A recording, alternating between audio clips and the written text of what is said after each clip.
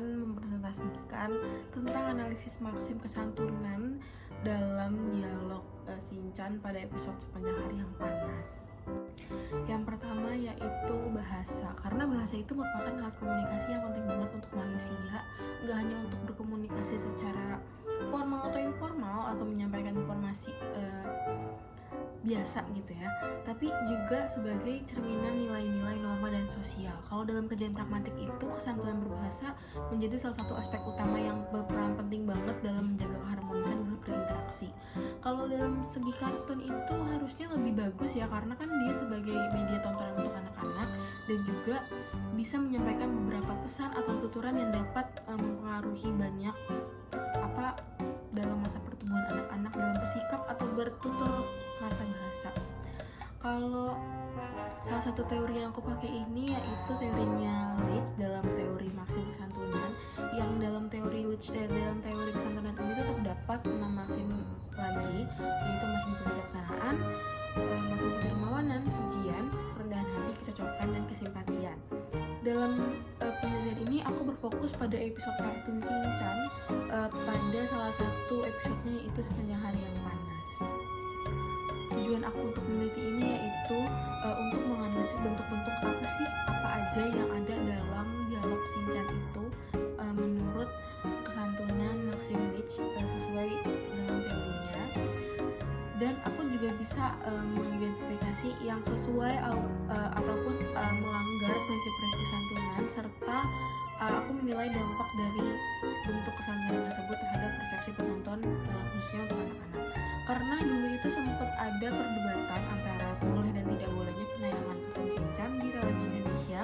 Mungkin beberapa orang tua menganggap Shinchan ini tidak baik secara visual ataupun tuturannya, dan mungkin beberapa orang juga menganggap itu normal-normal aja, tapi kita nggak tahu, itu kan pendapat orang beda-beda. Jadi aku di sini akan memberikan pendapat aku menurut teori linguistiknya.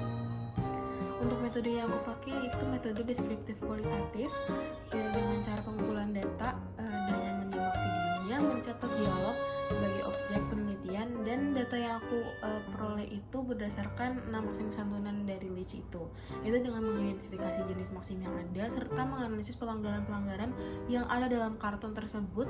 Metode ini menjaga kealamian dan data yang memperoleh hasil yang valid dan kontekstual juga. Jadi adanya aku menyimak, adanya aku menonton ini bisa menjaga kealamian dataku. Untuk hasil yang aku dapetin yaitu ada 24 data tuturan peneliti serta jenis 6 maksim kesantunan menurut Leach. Tapi ada satu maksim yang gak ada dalam dataku, yaitu maksim kedermawanan. Dalam penelitian ini aku dapat 8 tuturan kebijaksanaan, 5 maksim kesimpatian, 3 maksim kerendahan hati, 1 maksim pujian, dan 5 kecocokan.